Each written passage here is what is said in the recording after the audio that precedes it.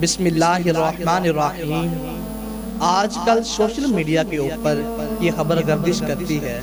کہ جس نے سب سے پہلے ربیع الاول کی بشارت دی تو وہ جنت میں جائے گا، اور اس طرح کے اور بہت سارے وعدے اس کے ساتھ منسوخ کیے جاتے ہیں۔ عجیب سی کہانی ہے، جبکہ اللہ کے پیارے محبوب کا کوئی حکم اس باب میں نہیں ہے،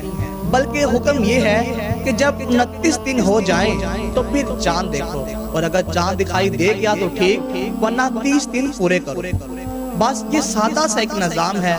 باقی وہ مبارک دن، وہ مبارک لمحے، وہ مبارک مہینے کہ جن کے اندر اللہ تعالیٰ نے اپنی خاص برکتیں رکھی ہیں، تو ان سے برکتیں حاصل کرو۔ تو یہ جو ہم ایک وہ بیڑ چال کے طور پر یہ شعر ہونا شروع ہو جاتا ہے کہ فلاں مہینے کی فلاں مہینے کی کہ جس نے سب سے پہلے یہ خبر دی تو اس پر رسول اللہ صلی اللہ علیہ وآلہ وسلم کی شفاعت واجب ہوگی۔ تو یہ کتنی بدترین بات ہے کہ حضور نبی کریم صلی اللہ علیہ وآلہ وسلم کے نام وہ چیز منسوخ کر دی جائے جو میرے پیارے نبی کریم صلی اللہ علیہ وآلہ وسلم نے فرمائی ہی نہیں، بلکہ یہ فرمایا کہ جس نے میرے اوپر جانتے بوجھتے جھوٹ گڑا اور میری طرف جھوٹ کو منسوب کیا، وہ اپنا ٹھکانہ جہنم میں تلاش کرے۔ تو اس لیے یہ بات ذہن میں رکھیے گا کہ کبھی بھی جو ہے وہ حضور پاک صلی اللہ علیہ وآلہ وسلم کے نام سے